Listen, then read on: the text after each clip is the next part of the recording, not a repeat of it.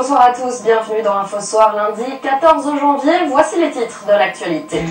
L'angoisse grandissante pour les proches de Thierry Doll après l'intervention militaire française au Mali. Une messe lui était consacrée dans sa commune d'origine en Martinique. 3 ans après, Haïti a rendu hommage ce week-end aux victimes du séisme du 12 janvier 2010, catastrophe dont le pays peine toujours à se relever. Aimé Césaire, Nelson Mandela, Barack Obama, des hommes noirs qui ont marqué l'histoire. C'est le thème d'une série de livres illustrés à découvrir à la fin de ce journal. Eh bien, des sportifs, justement, comme Usain Bolt, il y en a dans le dernier ouvrage de Serge Diantantou, déjà auteur d'une série de bandes dessinées sur l'esclavage. Il publie aujourd'hui une série de livres illustrés sur les hommes noirs qui se sont rendus célèbres dans l'histoire. Pierre Cissé et Franck Noyetas l'ont rencontré.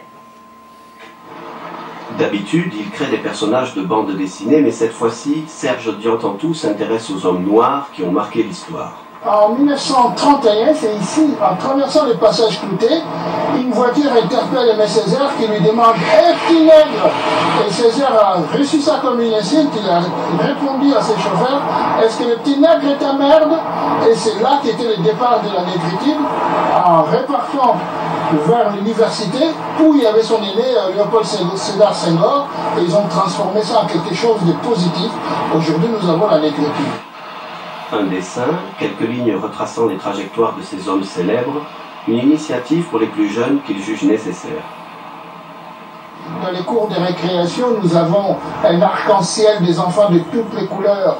Et tous ces enfants, ils ont besoin, comme des enfants noirs, de trouver dans les bibliothèques des écoles des ouvrages ou des bandes dessinées, des livres qui leur ressemblent.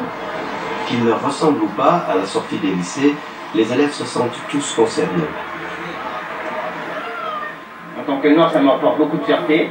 Parce que dans les livres d'histoire, on souligne notamment l'importance de Louis XIV, mais on parle rarement des hommes noirs.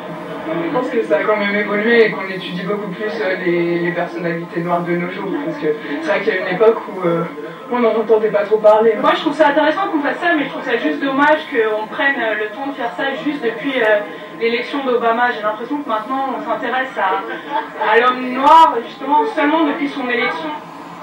Mais pourquoi ni Fanon ni même Glissant ne figurent dans ce livre? La réponse est simple, ils seront dans les tomes 2 ou 3 à paraître prochainement.